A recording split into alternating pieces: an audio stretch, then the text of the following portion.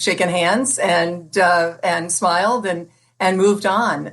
So that's the kind of guy he is. I mean, he realizes that he could be polarizing at times and he could be beloved at many times. And right now, obviously, everyone, no matter if you like him or didn't like him, right now, of course, you're thinking of him as the dad of those two beautiful kids we saw at the Green on 2019 Masters. I was right there and watched that happen. His daughter and his son, both sports playing kids, a soccer player, his daughter is, and a golfer, his son is.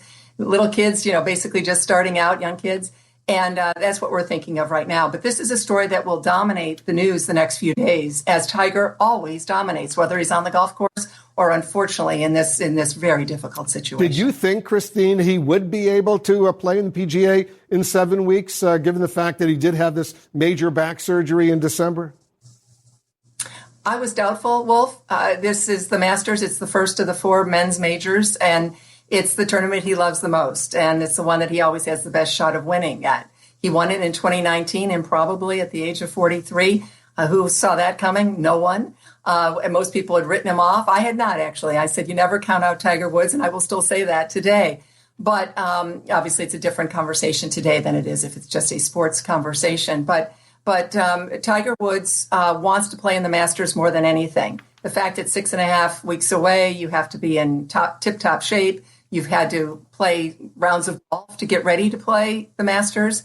And that's where I would have said it might be tough. Having said that, I never want to count Tiger Woods out. Obviously, now it's a very different scenario with this tragic car crash. But even before that, I think with the back surgery and the way he talked about it in that clip that you played a while ago from CBS Sports, where he was saying, I don't know what the plan is.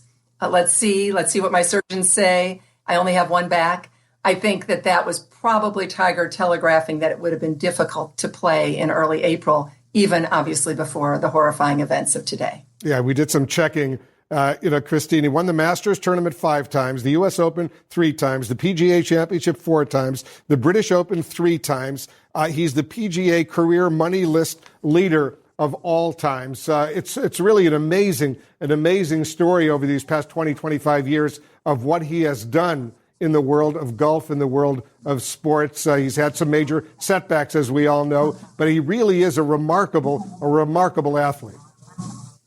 No one like him. I've covered a lot of sports, Wolf, as you know. We go back a long way here in Washington, and there's certainly, he's in the top 5 of just the most remarkable athletes I've ever covered.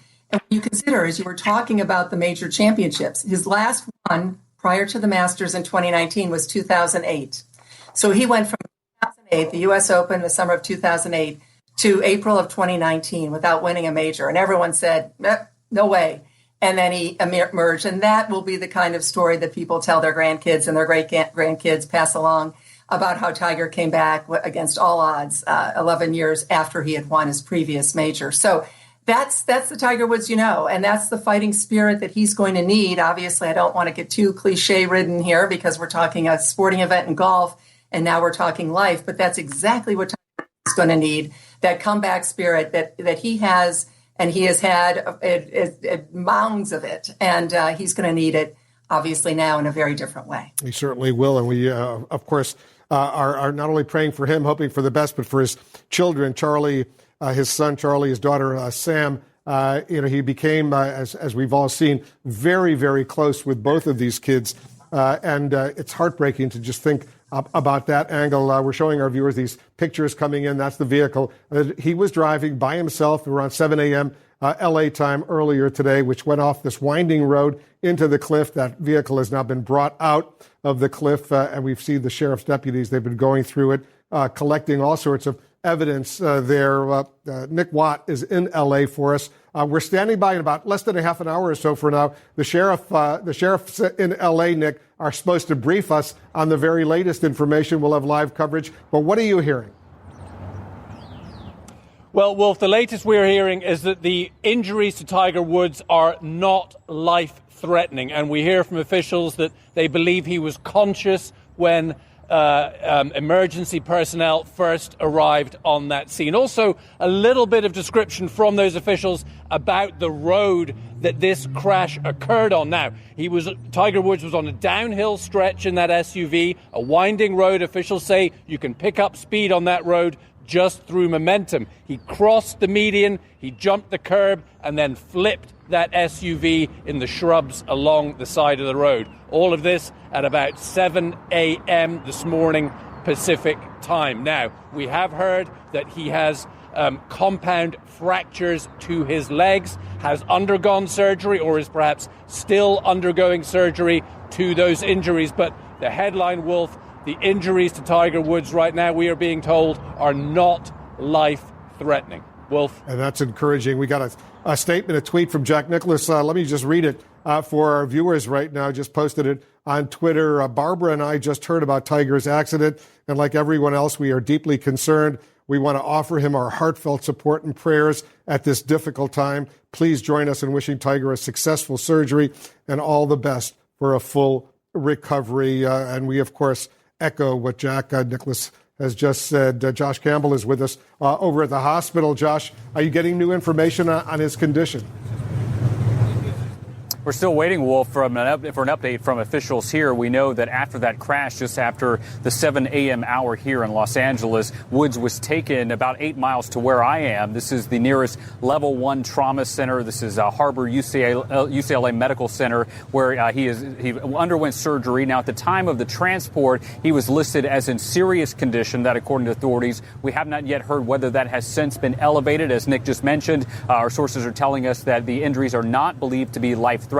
We do know that he did suffer some compound fractures, again, that resulting in him being hospitalized here. You look at images of that vehicle, and it's truly just astonishing just how violent of a crash that was. We know that this was a rollover accident. You see serious damage to that vehicle, and, of course, that resulting in those very serious injuries for this golf superstar who is now recovering behind me here at a hospital outside Los Angeles.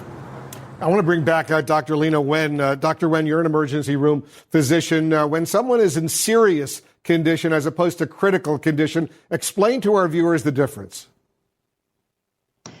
Well, medical professionals do their best in order to make a prediction of the kind of condition that someone is in, although that prediction isn't always going to last, as in somebody could initially be in serious condition, but then they are moved to be in stable condition, or they may start out being stable, but then end up becoming more unstable. And so right now, based on what we understand, it sounds like Mr. Woods is not in critical condition, so his vital signs probably are not such that they are extremely worried about him, but they are monitoring him extremely closely.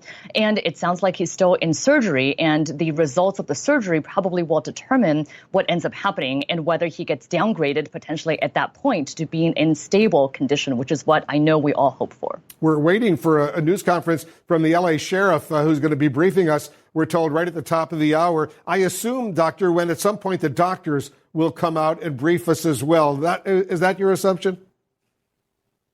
I would imagine so. I do think that there is information that the fire department, the paramedics and EMTs who are on scene could provide certain information that's really important. So as an example, they could tell us more about the nature of the accident. Did Mr. Woods lose consciousness during this? Was there something else that could have precipitated the accident? I know it was described as a one-car accident, but maybe there was another car that passed by and that may have caused this. We don't know.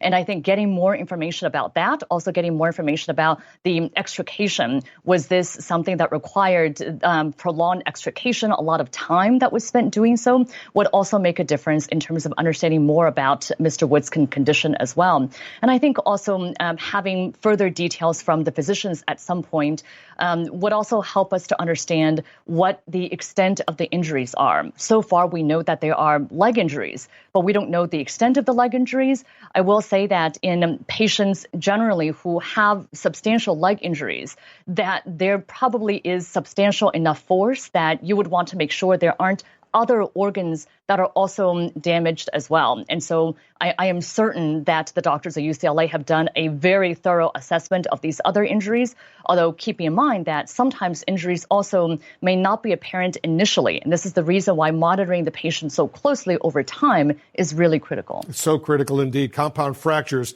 in his legs. That's what we're told the surgery is all about, at least right now. We're going to squeeze in a quick break. We're going to stay on top of all the breaking news. Tiger Woods right now, we're told of non-life-threatening injuries, suffering compound fractures, much more right after this.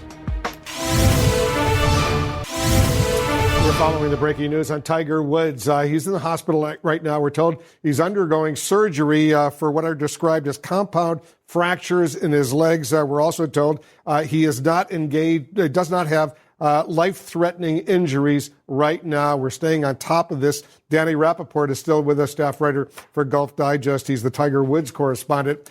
So, Danny, I don't know if you're getting new information, you're hearing anything. What can you share with our viewers? Yeah, unfortunately, nothing more. I think he's probably still in surgery. So until we hear anything about how the surgery went or anything, I don't have anything more that is currently being publicly reported.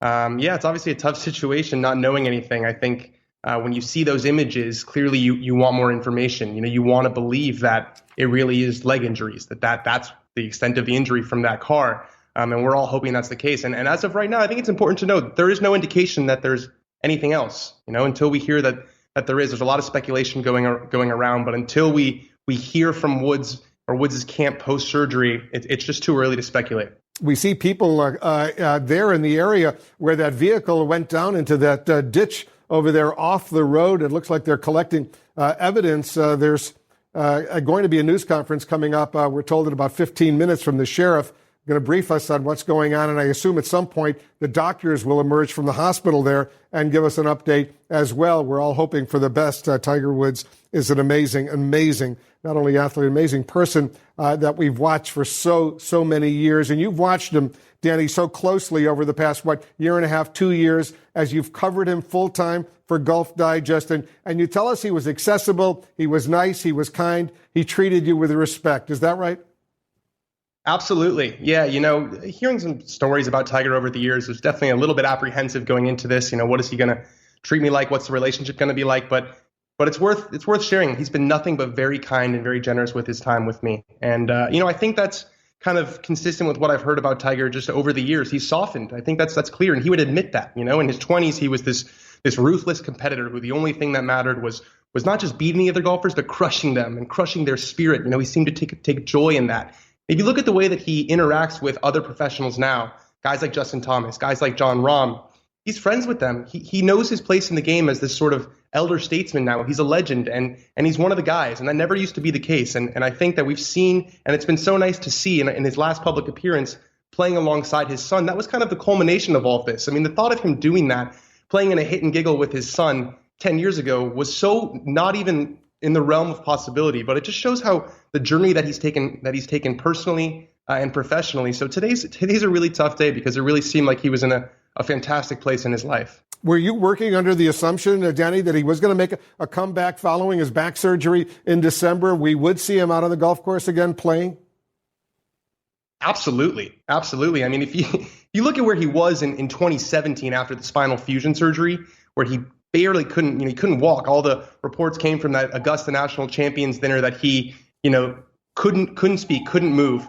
And then if he comes back from that, there's no reason to believe that he wasn't going to come back from this, which was actually, a pretty routine procedure. It was like the fourth time that he had it. It was not really a structural thing so much as kind of cleaning up that there was some issue that related to the spinal fusion, but it was not expected to be, a super extensive recovery. And I think he was scheduled to get another scan later this month, and he was supposed to be cleared to return to practice. And once that happens, it's only a matter of weeks or months until he comes back. So I really do believe he was targeting the Masters. And as we've talked about, on the show so far, that's the tournament for him. That's the one he knows he's got the best chance to win. So I really think he wanted to return for that one. I think he had his eyes on that, and then something like this happens, which obviously just takes all those plans and throws them into outer space. Andy Scholes is still with us, our CNN Sports correspondent. Were you working on that assumption as well, Andy, that he was going to make yet another comeback? Well, Wolf, we know that Tiger Woods, one thing about him, he always wants to compete in the Masters. It's his favorite tournament. It's the one he has the best shot of winning every year just because it's always there, and he knows the course so well. And, if there's one tournament he's going to try to play every single time, we know it's the Masters. And we heard him, Jim Nantz kind of pressed him about that on Sunday when he was hosting the Genesis tournament. Are you going to be able to play? And, when I heard Tiger respond to him, he said, God, I hope so. And it really didn't sound that convincing, Wolf. We kind of just thought it was like a sure thing. When Tiger had his fifth back surgery, well, he's having it now so that he can get in shape and come back and be ready for the Masters once again. But he didn't sound very convincing. You know, he